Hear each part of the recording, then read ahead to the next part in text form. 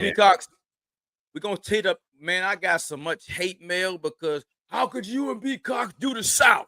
And y'all didn't talk, y'all didn't come down. I said, Give it guys, up, man. Give it up. Give us a chance, please. God damn. I said, me and B Cox, this is a continued series. I said it wasn't the end. We're just getting warmed up. But for you impatient ass people, we're gonna come down and pull up on the MIA. We're gonna come pull up on the MIA, and we're gonna start with somebody, man. Again, hey, this man here gave me some smiles in my childhood from his videos. This man, I was in high school when he was coming up there, man, doing shows at the Riviera in Chicago. For those that know, them damn Luke dancers. Hey man, that made a young man's heart glad to see them Luke dancers live. I knew then to leave Chicago. I knew then it was something great outside of the Shy when I saw Uncle Luke. Let's talk about Uncle Luke promoted debauchery, hedonism. He was all about the party and all of that, but not a misogynist. It wasn't a misogynist. It wasn't that. It was really just promoting Miami bass music.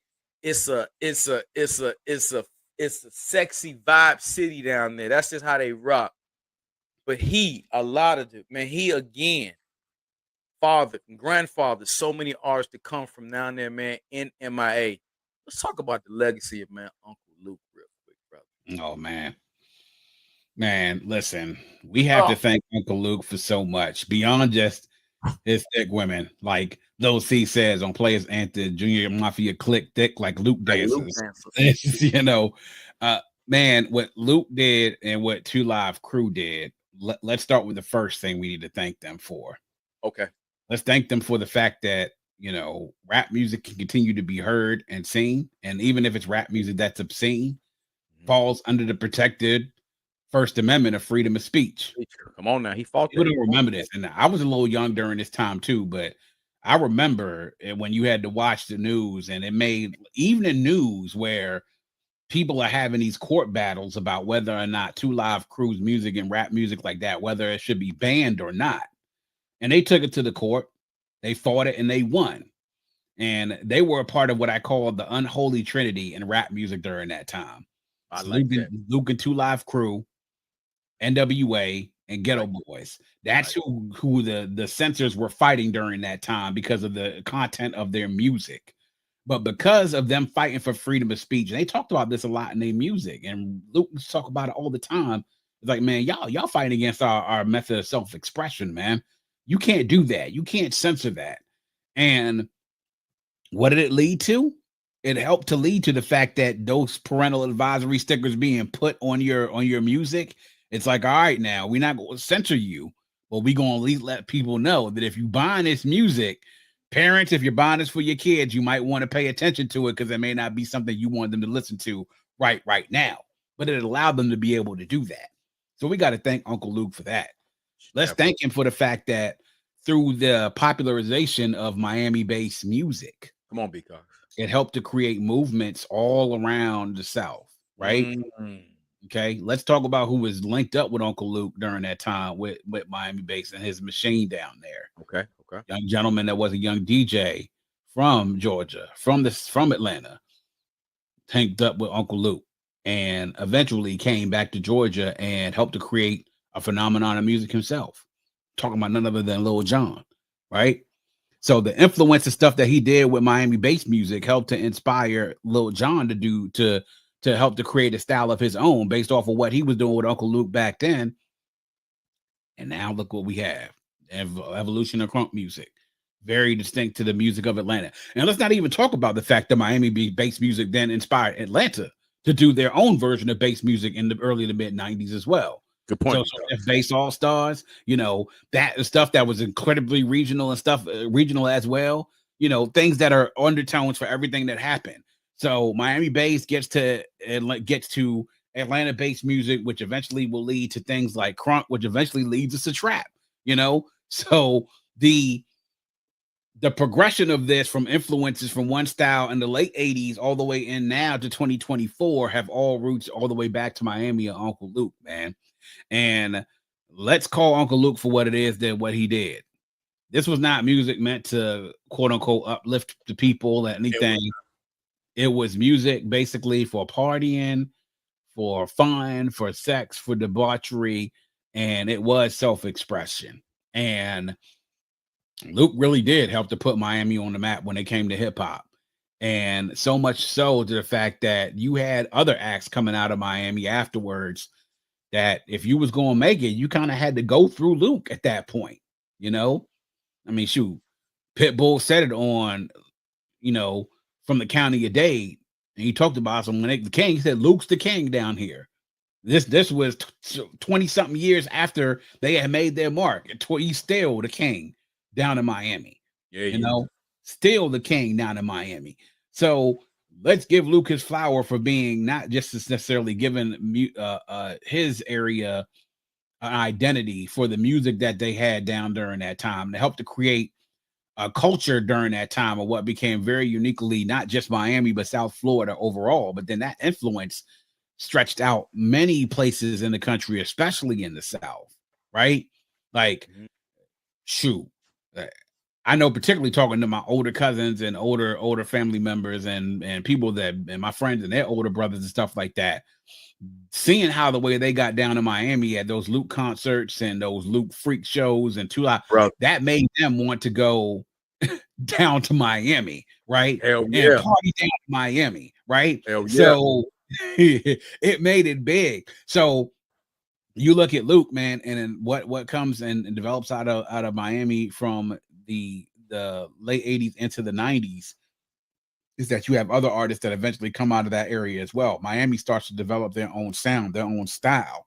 So as we get into the mid 90s, into the late 90s, it helps to help a movement from without a South Florida and Miami that gave them their own unique identity, which was similar, just like the way you could say that Atlanta had their identity, New Orleans had theirs, Houston had theirs, Memphis had theirs, Chicago had theirs.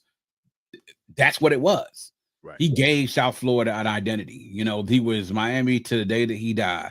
And he's still running things down there, man. Still a very big part of the community, hip hop wise, and of the community abroad. I mean, all the stuff he does, with the nasty stuff and everything. Yeah, but he is still very involved with the community down there, man. Stuff he does with the youth football teams down there. Yeah. He supported the Miami Hurricanes football program down there. I mean, he wants to see his community do better. So we thank him for that as well. So yeah, there's lots of props that we have to give to Uncle Luke, man, and what he did with Two Live Crew for censor wise, for style wise, and for helping to create an identity for that area down there, man. So you can't say enough about Uncle Luke and what he has done and what he helped to spur there and in other places in the country based off of what he did down there. Because well said, man. You brought up some salient points, man. I forgot, he did fight that censorship for hip hop to be able to, hey, you can't take away our First Amendment, man. We have the freedom of speech. You can't take that from us, man. And he doesn't get the recognition, by this obviously, the contemporary artists because maybe they are ignorant to the fact that he had to fight those battles for them. But man, I'm glad you highlighted that. That's gonna be something that we make sure that we really accentuate the fact that Luke did do that, man. So shout out to Uncle Luke for that. Because before we get out of Florida, man, because we gotta get out west. I like him, man. He only got a few songs that I like, but I like him as a personality, man. I like this guy a lot, man. But when he did make some songs, his first album, man, I really did. Where does Plies fall in all of this? With you and Florida music. He's not. He's. I think he's from Gainesville. He's not from Miami, but Plies has built himself. He's got his own kind of a own cult following. He got his own type of. He got his own demographic that understands him, gets him, love his music, love his ass. He's funny, but he's not for everybody. Yeah. But for those that he for, that hey man, they can't get enough of him. Where do you put Plies in all of it as far as his contribution to Florida music, man? Well, I mean, he kind of just, I think kind of falls in sort of where, I mean, I guess I could kind of compare him similar to, I guess, what Rich Boy did down in Alabama, He's Good one.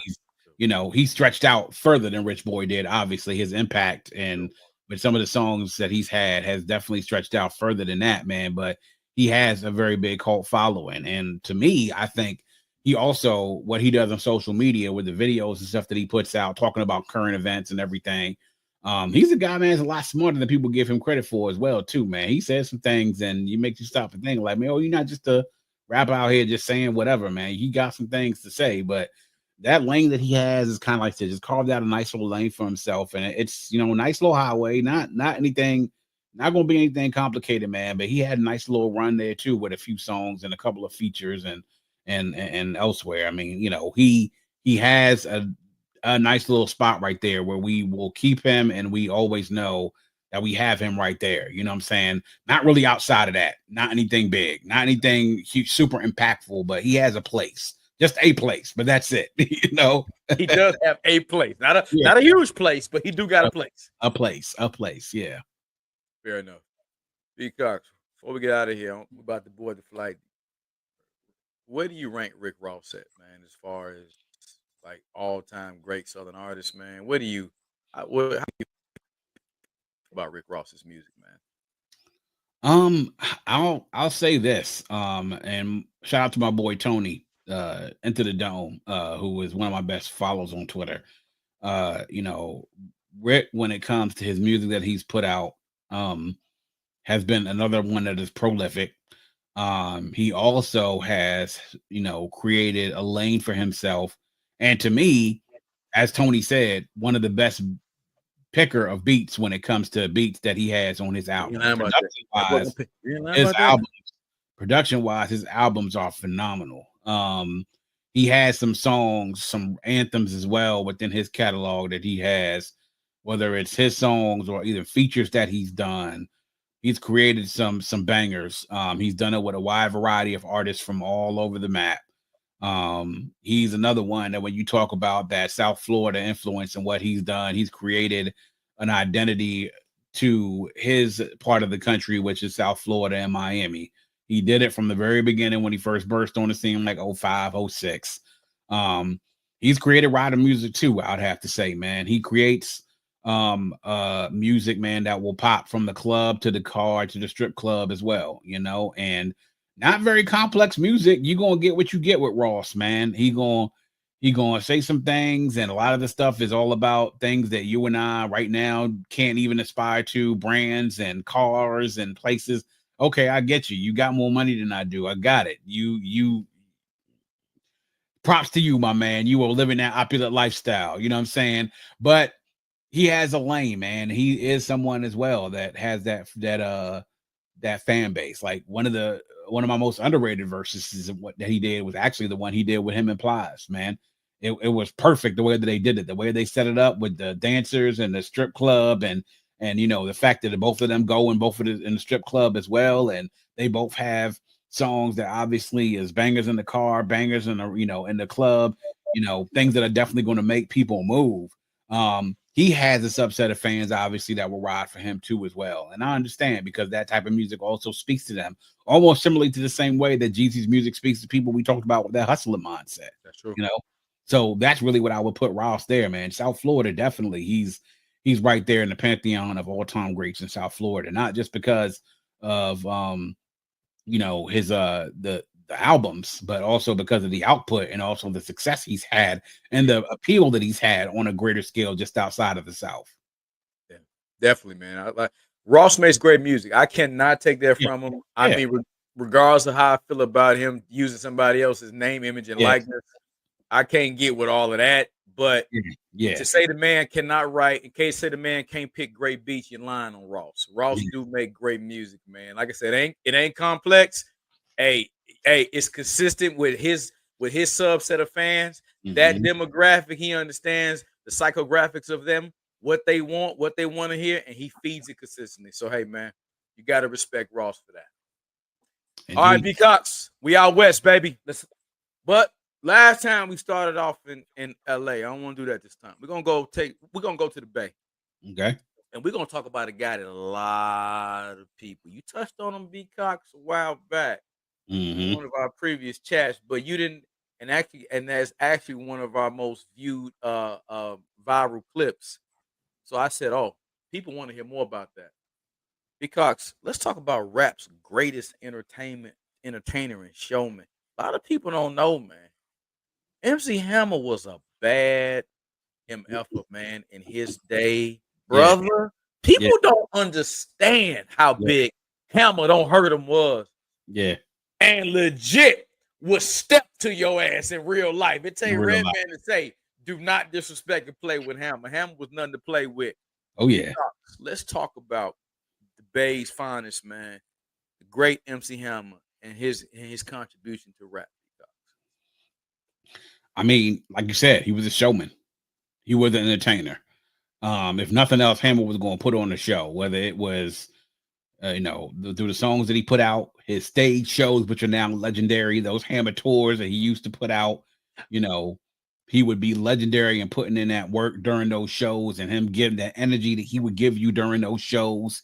But yeah, he was an entertainer, man. He was somebody that was able to cross over. Not many people during that time crossed over like the way the Hammer was able to cross over, because his music for a good most part was friendly. It was something that you could play on the Right, radio and something that you could, right, during a certain point in time, it was something that was friendly rap, as I would like to say, right? It was fun rap. okay. And that led to, ironically enough, Tupac sort of disparaging him about the quality and the content of his music. Like he talked about, oh yeah, they're gonna give you MC Hammer and everything like this, but that music ain't saying nothing. That ain't really about nothing. And it's ironic, that Pac had that to say about him, considering the fact that the standing that Hammer had in Oakland. Maybe Pac ain't know that time what Hammer was doing. Maybe he ain't know Pac, that Hammer had the shooters and the hitters behind him to be able to do some things. But he was a showman, man. He made, like you said, it was fun music. It was safe music in a certain respect. And to his detriment, he put on for a lot of people, because Hammer came from being poor. He came from living a regular life where people struggled. And the story about him obviously working for the A's when he was a kid and coming up and trying to make himself for something as a producer. When he got on, he did for people, right? He looked out for his community. Now that was obviously to his detriment, because before we knew it, Hammer turned around and he was broke. Now we're trying to figure out, how did this man have the success that he had commercially, right? Where he did this. And I want to let people know like how big Hammer was commercially, as far as like Please do. that Please Hammer Don't Hurt Him was a diamond selling album. I'll say this again, it was a diamond selling album. For a while, it was actually the best selling rap album of all time. Wow. Let's go back to 1990, 91. Okay. Biggest entertainer in the world is Michael Jackson. This is right around the time Michael Jackson is about to drop Dangerous. Remember, the time is coming out. He's going to drop Black and White. Concert sold out. Michael Jackson's concert always sold out. It's always massive amounts of people there. You see just how crazy the Michael Jackson concerts get because of how phenomenal his show is and how great the performances can be. It wasn't at the level of Michael Jackson, but it was, if hip hop had a Michael Jackson equivalent at that time when it came to how the concerts would be, it would probably be MC Hammer. And that's how big he was during that time, right?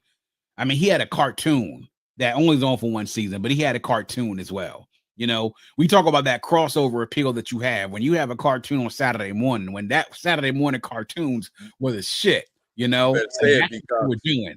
And that's what you were doing on Saturday morning if you were of a certain age, man. So that was his legacy, is that he was a showman, an entertainer. He put on a hell of a show. And when he made it and he put people on. He didn't forget to do so. Now, as I said, it was probably to his detriment. But to Hammer's credit, he lost it all, but then found a way to come back from it. And while he didn't have the level of success that he had before, he found a way to be able to sort of keep himself back into the public eye. And while he wasn't putting out music and wasn't doing MC Hammer type things that he was doing before, he found a way to sort of let people know, like, hey, I'm still here, man. And the respect that Hammer got from all those Oakland people that we talk about, those, the E40s, the Too Shorts, that they knew that Hammer did things for his community and represented Oakland while he was there. And then partially the other thing about it, which we all found out very much later, is that Hammer carried a little bit of cachet because he rode for the community. He had people that was out there willing to ride for him, and that's the reason why don't nobody mess with Hammer nowadays. And like when I said in that last clip that there was a picture with him, Tupac, you sure did. and I said this the most dangerous person in that photo, all probably unbeknownst to some people, is Hammer. Because of who we got behind him and what it is that he can do, and he can get you touched if you need to. But it does speak to the fact of that he has the respect of people, that if people are willing to go to those lengths for him, that they ride for him. And that says something, if people are willing to kill for you. If because of people don't want you to be disrespected, and they want people to give you your respect and your props. So it does speak to him and what he's done for the people around him, that the fact that he has people willing to ride for him like that. You Big Cox, you said it, man. He made fun music. That cartoon, man. You talking about that's dead smack in my childhood, man. That's Saturday mornings, man, with the goddamn cornflakes, man, or with the shit, Fruit Loops, whatever. My Cocoa Puffs, whatever I was eating on. That was right then and there, man. Enjoying that, and Hammer had the British Knights. I remember the guy with his baggy ass pants and Hammer pants, and Hammer had niggas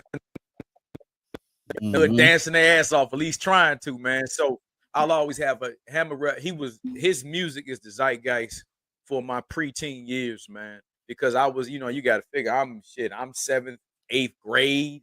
Around this time, he really kicking up some major dust. And man, I'll always have a lot of love for MC Hammer, man. Hell of an entertainer. I'm glad to see he's still dancing his ass off, even at damn near 60, I believe, or he might be 60.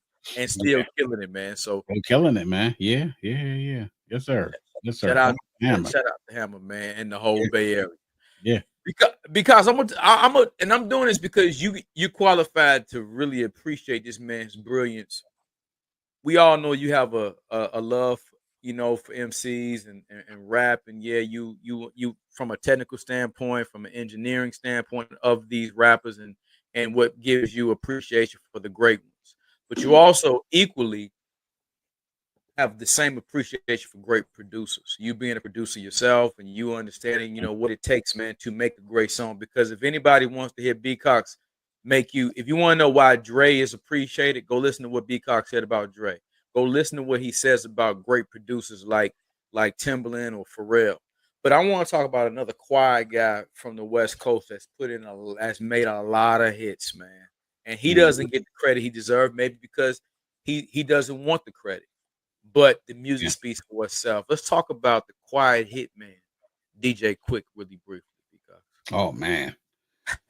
Man, you want to talk about a guy who doesn't get his props for what he has done as a producer, as an engineer, as a hit maker, as a mentor to other producers and engineers.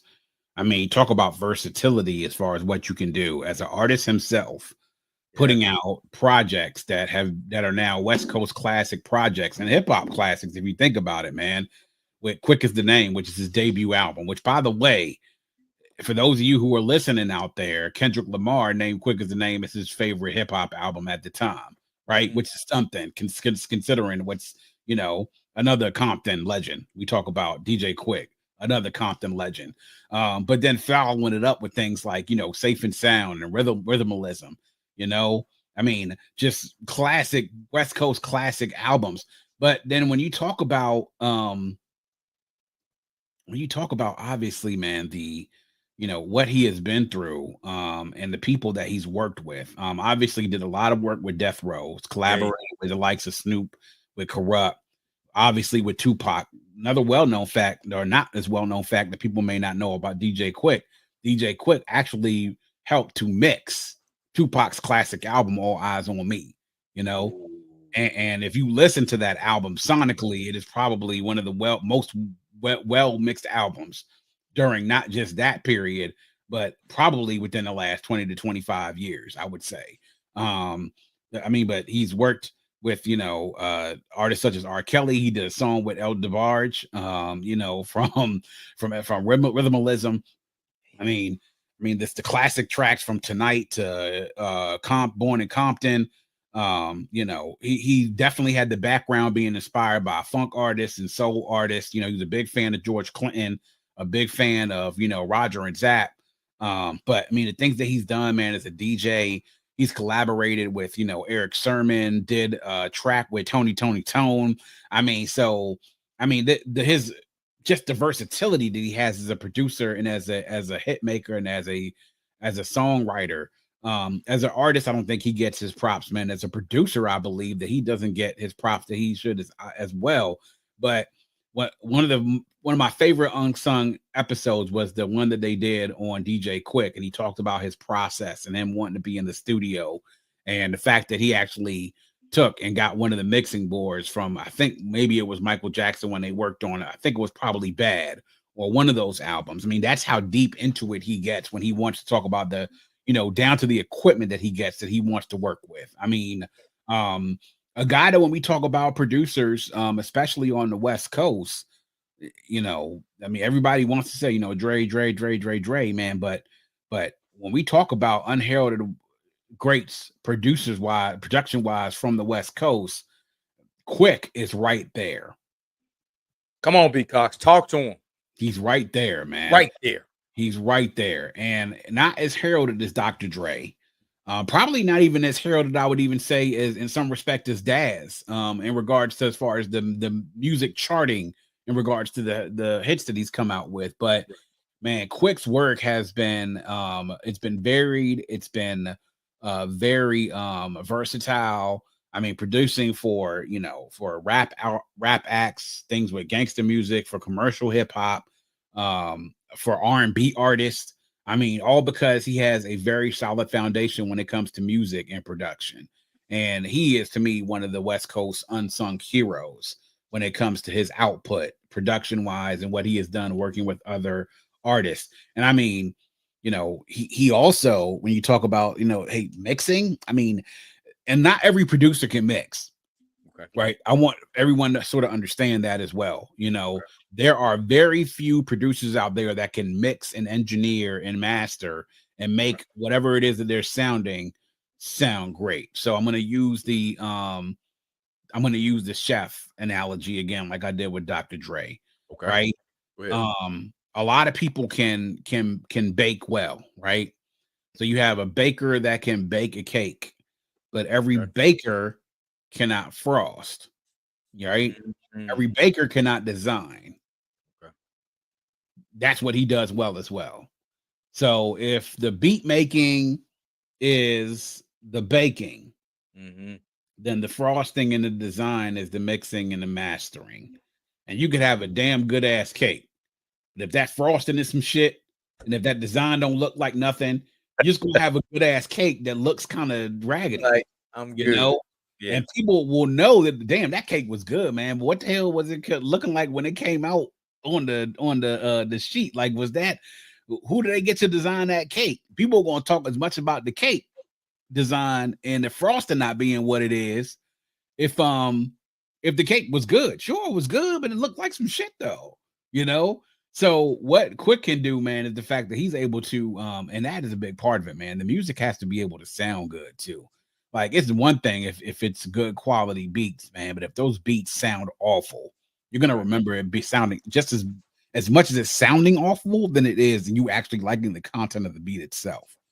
That's why DJ Quick is so special, man, because not every producer that is a beat maker can also then mix, and he is one of the few that can actually do that. And the fact that he stepped in and did the mixing and helped to get that final product of All Eyes on Me out of there, and he was the one that helped to do that. Kudos, man. Kudos. Like I said, one of the West Coast and hip hop's unsung heroes, and not really getting the props because he's not as celebrated as much as some of his contemporaries out there on the West Coast. But ask people in the game about Quick, and they'll tell you. Because let's stay with the analogy, man. I love that. Everybody, hey, you can bake a cake, but I don't mean you're gonna, you're good with the frosting and the design of it. It's know that Q can, Quick can not only make the beat, but he can also mix and master. I mean, that's a virtuoso, man. And that's a tedious process. That's probably my least favorite part of the process when I produce music regularly. Okay. I hate doing that because it takes forever, man. Just like that cake, you can make that bad boy, but defrost that bad boy perfectly to make sure that the ridges and no, there's no one even. That shit takes a long ass time, and props to him for being able to master that shit because that shit is tedious as hell. It really is.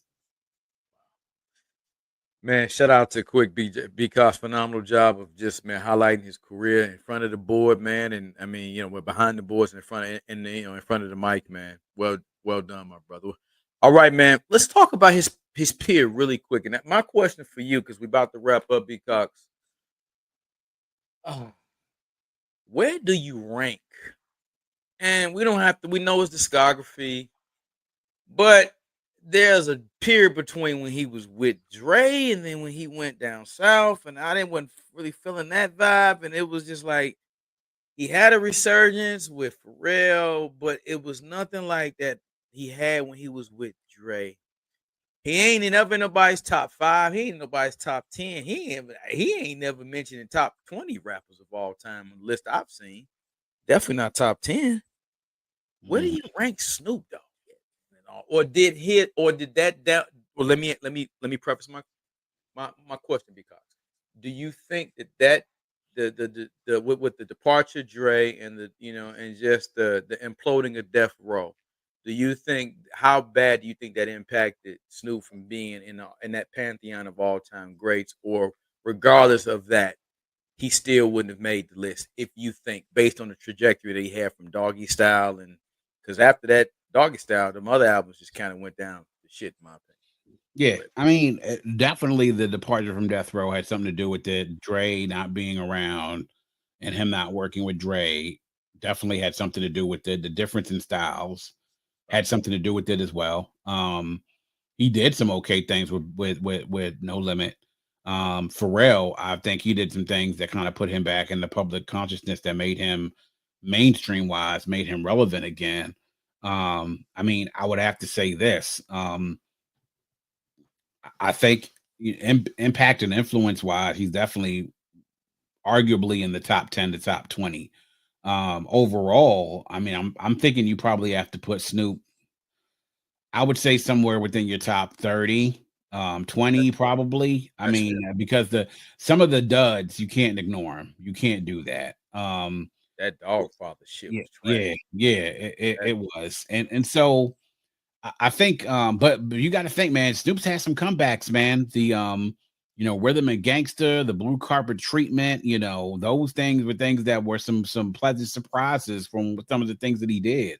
Um, I think the bigger impact with Snoop is what culturally he has become within the pop culture world. We're just coming off of the Olympics this year. I mean, look at where this brother has come in 3 decades, man.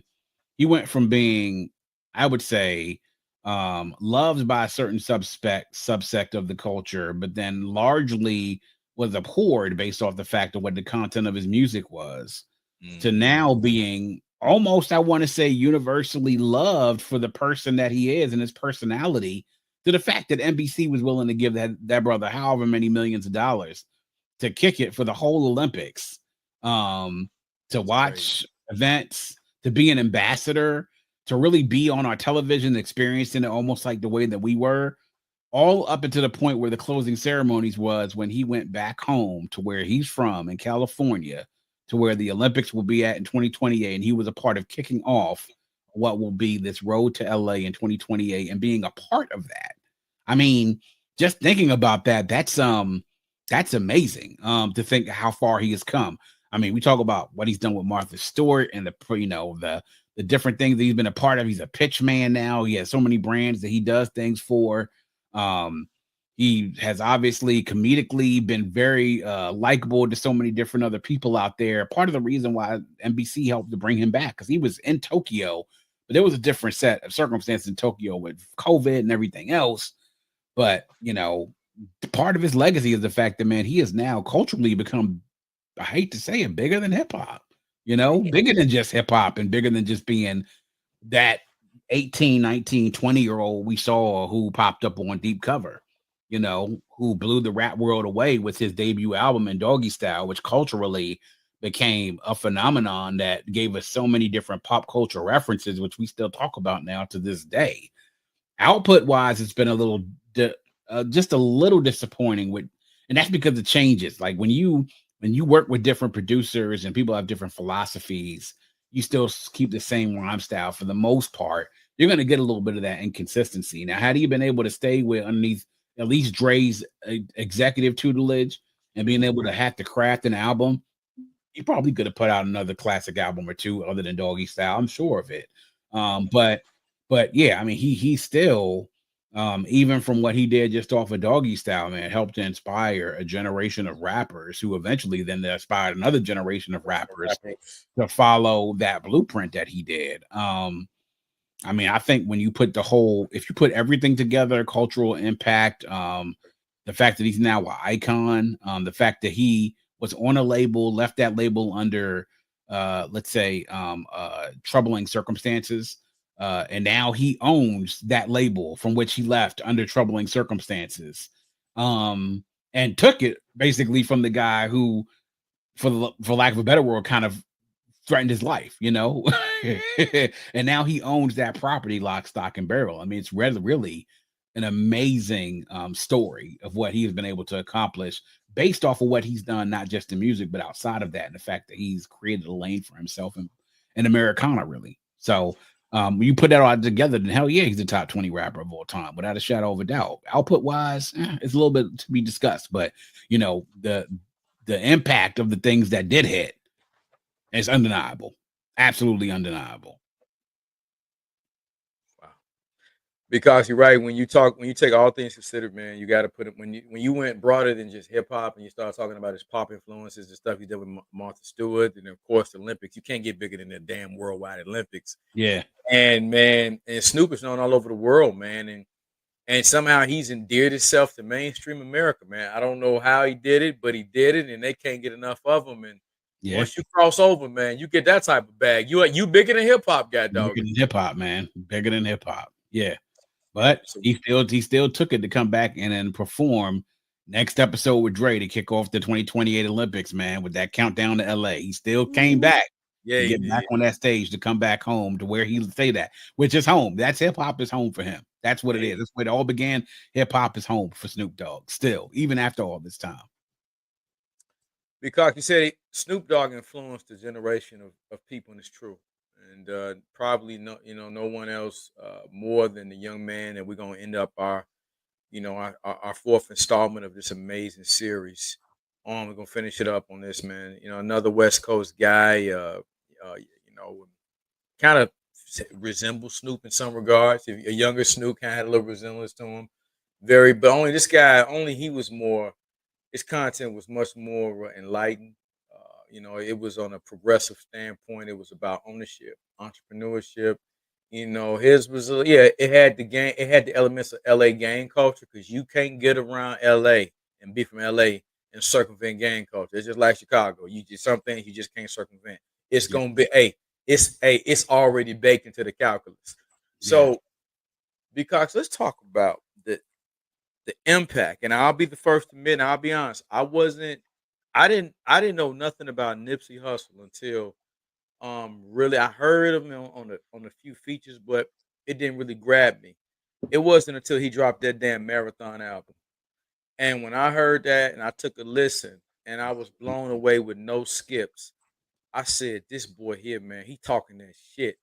And Yeah. he was talking some really enlightened shit, and I was like, okay, this boy had know something, and I became a fan from that point forward. And we all know, man, his life was tragically cut. But I want to talk to B Cox about his impact.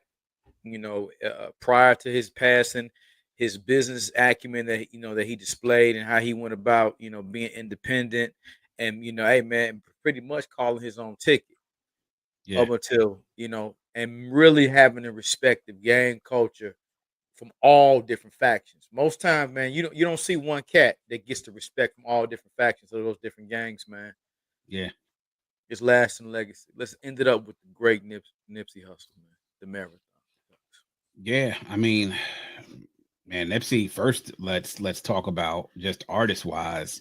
Nipsey is a part of, and looking at that classic, I think it was, maybe was it 2000, I could be wrong. But starting with that classic freshman class from Double XL, Okay. that was, I think, the first time that in that freshman top 10, in 2010, that Okay. when he was with, I believe it was, I think J. Cole was in that. I want to say a couple other people were in that top 10 for people that they were recognizing they was going to be next, man.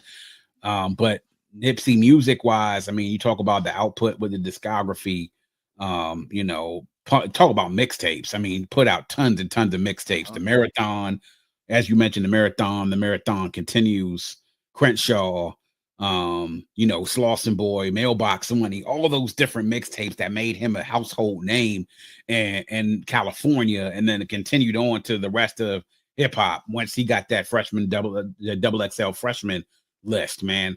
But you didn't get into the music, and yeah, like you said, gang culture in his music. He was a member of the Crips, and obviously, like you said, in LA, when it comes to hip hop and the music, you can't escape stuff when it comes to gang culture. You cannot. No. But if you get deeper into this later music, man, and start understanding of what type of mentality this brother was on, it was unique. And to talk about the things he talked about culturally, the fact that he was Eritrean, and he talked about the things that he took from his culture, which he valued in regards to him growing up. The fact that he talked about his community and how important ownership was, and how important doing things as far as when it came to a man providing for his kids, for his oldest daughter who was there, and then of course the son that he had with Lauren London. But then when he got on the victory lap, man, and this is the thing that you're listening to when you're listening to Victory Lap, you're noticing a change in him. Like, that it's bigger than just him, right? That it's bigger than just the music and the fame and the fortune. There's a bigger goal that's at hand in regards to making sure that we build this thing and make something for us, to have something for us. He created, man, really a blueprint for so many people that were in his position, from growing up in the hood, growing up in tough circumstances, having been something, and knowing and understand that doesn't need to define who you are. Being a gang member, being involved with the streets doesn't have to be everything it is that you do. And he was beginning that. I mean, the fact that he wanted to be involved in producing films, that he wanted to produce television shows. He had the clothing shop. He wanted to be a source of inspiration for people within Southern California and across the country. And people were starting to recognize that. And unfortunately, right around the height when his star was starting to grow, with Victory Lap coming out and that being as acclaimed as it was, he was gone. Just like that. He was gone just like that. Honestly, I look at it when we talk about some with people that we've lost, man. We talk about the rap stars that we've lost over the years to violence, the Tupacs, the Biggies, the Jam Master Jays, all these different people that have passed away during this time, man. That, to me, man, that is this generation's Tupac and Biggie, as far as when it comes to something being cut so short from a career that was rising and that was on its way to becoming stratospheric, and what it did was help to really to inspire people afterwards, to use that as an example, to be like, this is bigger than just us, right? Like, that whole marathon continues, and that grind and hustle mentality to make something bigger than just for yourself is something that has become now a part of pop culture. We look now at Nipsey not just as a rap star, but look at him as a example as far as what this life can be when you truly set your mind towards something, and when you elevate beyond just the surface, right? That's really what Nipsey has become. He has become an icon to a certain generation of hip hop fans, and to music fans, and in culture, almost on the same level as with our generation when it came to how we looked at Tupac, right? That we knew that it was something bigger there than just the music and the fame and the fortune. There was something deeper there that this brother could have been had he had been able to stay with us so much longer. And his hustle, his legacy is the fact that he serves as motivation for a lot of people to go out there and get it, man, to understand that you have to make the most of what it is that you have. And the fact that Victory Lap is what we had, it musically, what it does is leaves us with an appetite for wanting to know what he could have done had he moved past that and then been able to progress even further. Because who knows what he could have done afterwards, man. Yeah, because I mean, it's one of those things, man. It leaves a question mark. Like, damn, the thing with Tupac, because he was so prolific and he did movies. You knew Pac could have just evolved into something, but he left you with enough music and content when you feel like he's gone, but he's still kind of here a little bit, because Pac left you with so much. I mean, you could turn on a movie and see Pac at Yeah, any given time.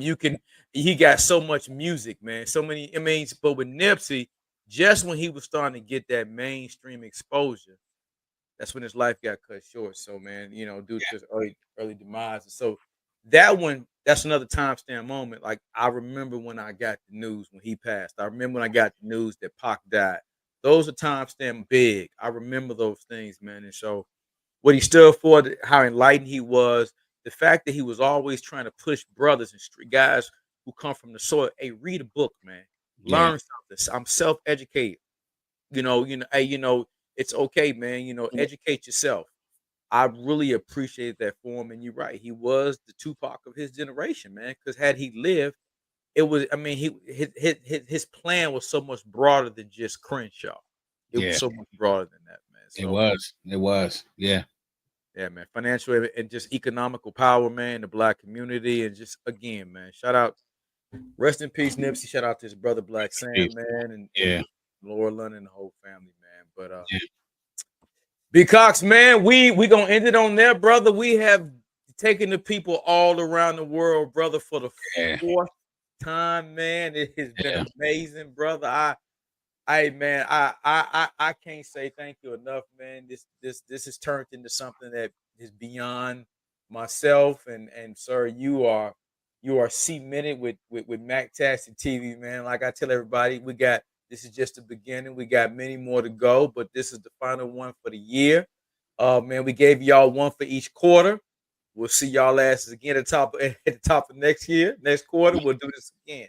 But B Yeah. Cox, anything, brother, you want to say, man, on the way out the door before we get out of here? Yeah, well, first of all, man, like I always say, thank you, man, for giving me the opportunity to come on here and just to talk about what I love. I love hip hop music. I love talking about all the different regions and all the different styles, all the different artists that are out there that have had an impact on my lives and yours and many of your listeners' lives, man. So thank you for giving me the opportunity. You've repaid it handsomely in the exposure you've given, not just to me and my platform, but I definitely have to appreciate you for that and for the great work that you're doing, man. So thank you for having me on. This is again turned into something way bigger than I think either one of us actually even thought that it would be. And that's a good thing. So, but of course, just want to remind everybody out there, man, the Vault Classic Music Reviews podcast, season 7 is coming. It's been delayed, y'all. I've been bogged down by a couple of special projects I'm working, but please stay tuned. I will have a launch for season 7 announced soon. So make sure that you're going to vaultclassicpod.com. That's vaultclassicpod.com.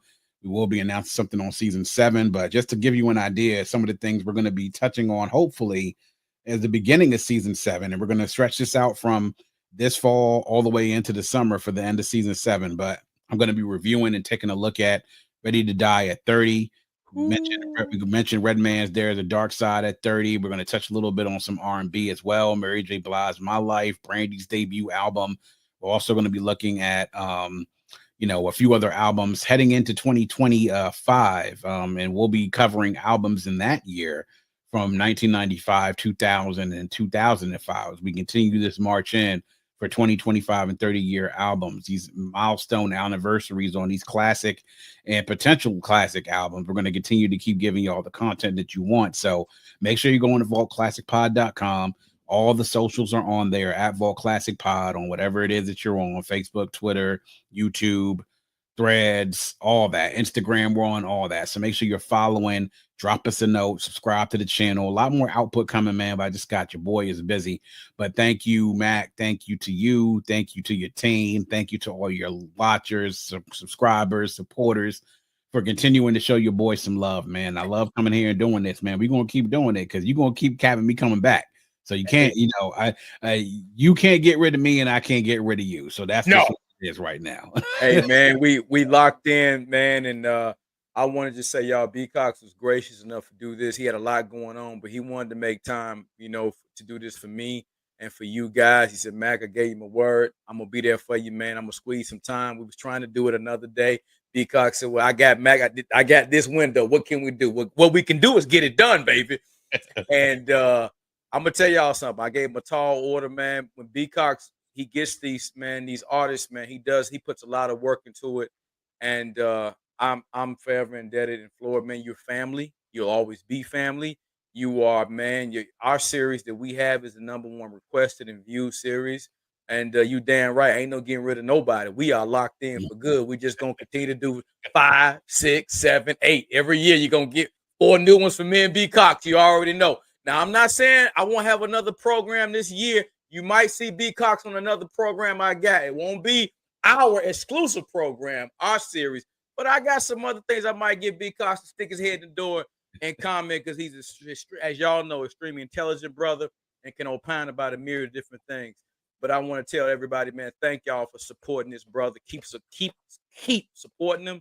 Man, he's special, and I'm just blessed to have him, man, a part of the family. Hey, y'all, it's been great. Man, make sure y'all hit the like, subscribe button. Hey, go listen to all these damn albums, stream all these artists, God damn it. Hey, and go send B Cox damn cash app. On that note, y'all, we out.